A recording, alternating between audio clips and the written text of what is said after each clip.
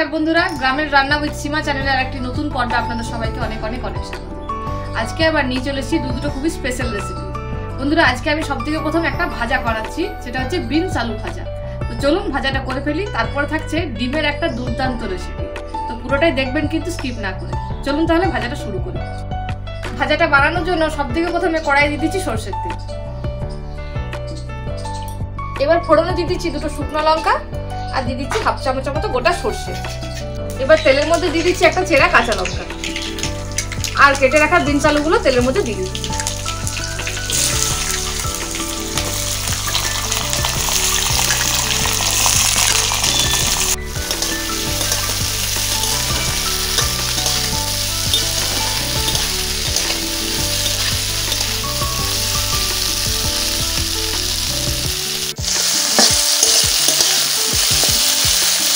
এবার আমি বিনস আলুটার মধ্যে দিয়ে দেবো স্বাদ মতো নুন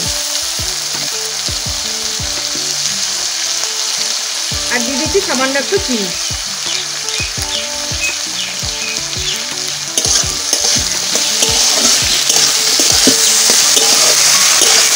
বিনস আর আলুটা আমার অর্ধেক ভাজা হয়ে গেছে। এবার আমি দিয়ে দেবো সামান্য একটু হলুদ, সামান্য একটু দেবো, কারণ এই সকল ভাজাগুলো একটু সবুজ সবুজ হলে দেখতে ভালো লাগে।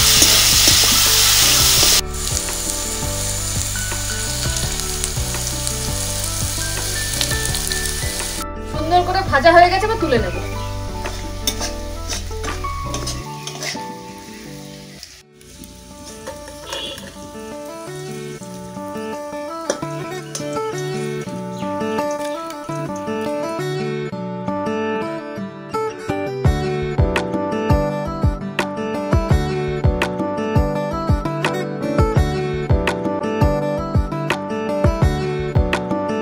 এবার বানাবো আমি ডিমের একটা স্পেশাল কারি।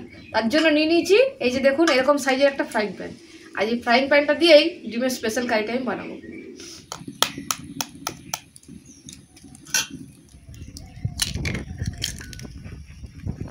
এবার দিয়ে দিচ্ছি একটু পেঁয়াজ কুচি, একটু লঙ্কা কুচি, দিয়ে দিচ্ছি একটু ধনে পাতা, স্বাদ মতো নুন। এবার ভালো করে এটা মিশিয়ে নেব। আজকে ডিমের রেসিপিটা যা হবে না বন্ধুরা, দেখবেন আপনাদেরও লোভ লেগে যাবে। বন্ধুরা, যারা আমার ইউটিউব থেকে দেখছেন তারা প্লিজ আমার ফেসবুকে গ্রামের জীবন পেজটিতে গিয়ে পেজটি আমার ফলো করে নেবেন। আর যারা ফেসবুক থেকে দেখছেন তারা ইউটিউবে এসে সাবস্ক্রাইব করে নেবেন। চলুন, তেল গরম হয়ে গেছে, এবার আমি ডিমটা দিয়ে দেবো।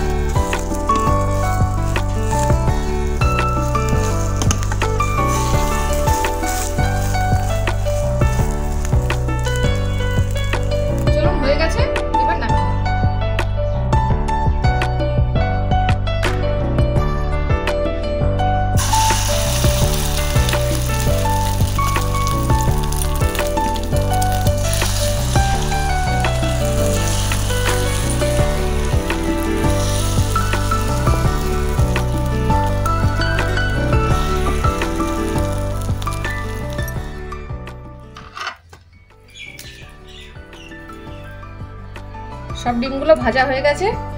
প্রথমে বললাম বন্ধুরা ডিমের কারিটা একটু অন্যরকম ভাবে বানাবো, তাই দেখুন সব ডিমগুলো আমার ভাজা হয়ে গেছে। চলুন এবার কারিটা বানিয়ে নিই। ডিমের কারিটা বানানোর জন্য বন্ধুরা কড়াই দিয়ে দিচ্ছি সরষের তেল। ফোড়নে দিয়ে দিচ্ছি গোটা জিরে আর শুকনো লঙ্কা। টেস্টটাকে ব্যালেন্স করার জন্য দিয়ে দিচ্ছি একটু চিনি। ফোড়নটা ভালো করে ভাজা হয়ে গেছে। এবার তেলের মধ্যে দিয়ে দিচ্ছি চেরা কাঁচা লঙ্কা আর দিয়ে দিচ্ছি কুচি করে রাখা পেঁয়াজ।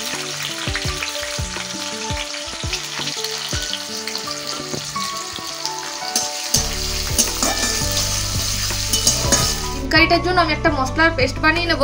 তার জন্য দিয়ে দিচ্ছি আমি যে আদা রসুন বাটাটা ছিল তার মধ্যে হাফ চামচ হলুদের গুঁড়ো, হাফ চামচ কাশ্মীরি লঙ্কার গুঁড়ো, হাফ চামচ জিরে গুঁড়ো, হাফ চামচ ধনে গুঁড়ো।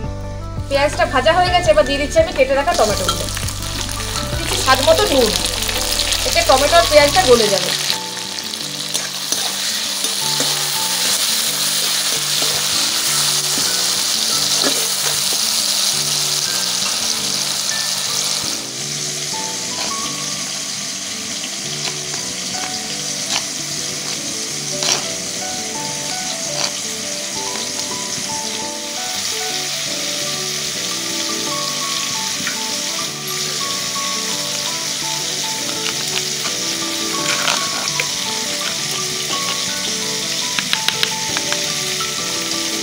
টমেটো পেঁয়াজটা একদম গলে গেছে। এবারে আমি এই মিশিয়ে রাখা মশলাটা দিয়ে দিচ্ছি।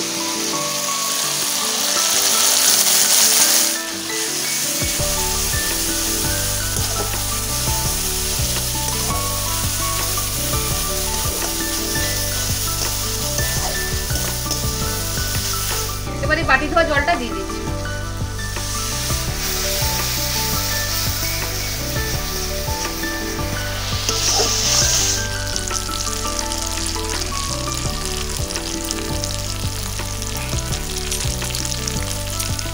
মশলাটা খুব ভালোভাবে কষিয়ে নিয়েছি।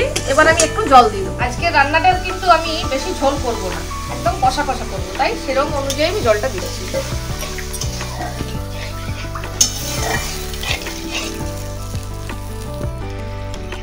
এবারে গোটা গরম মশলাটা আমি শিলে বেটে নেবো ডিম কারিতে দেওয়ার জন্য।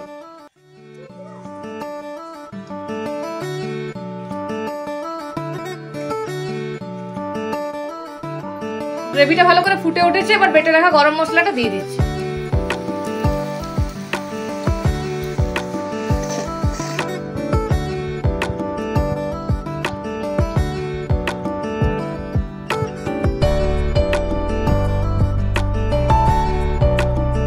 বন্ধুরা, ডিমটা দেওয়ার পরে কি সুন্দর দেখতে লাগছে, দারুণ লাগছে। স্পেশাল কারি বলেছি তো, একদম স্পেশাল দেখতেও লাগছে।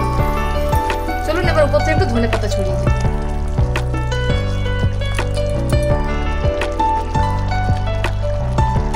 চলুন, আজকে ডিম কারি তো হয়ে গেছে, এবার নামিয়ে।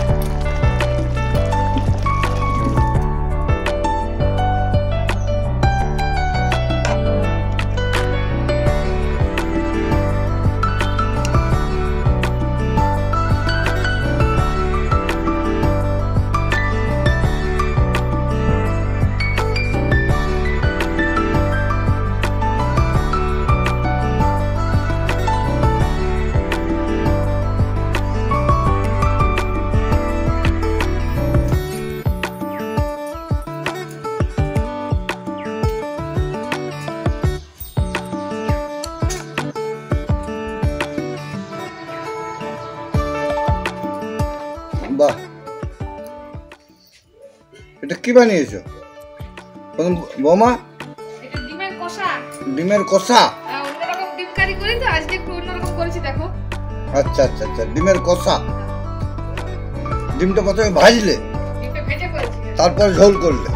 বাহ, বড় সুন্দর হয়েছে, সত্যি দেখতে খুব সুন্দর লাগছে এবং সফট হয়েছে, খুব খুব ভালো। বন্ধুরা, আজকে রেসিপিগুলো তো দেখলেন,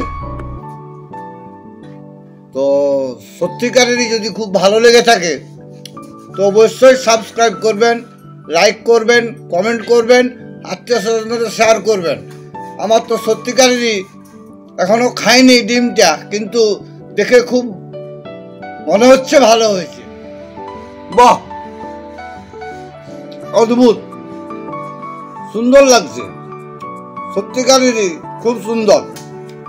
তো যদি আপনাদের ভালো লেগে থাকে অবশ্যই সাবস্ক্রাইব করবেন। বিশেষ কি বলবো বন্ধু, টাটা, বাই বাই।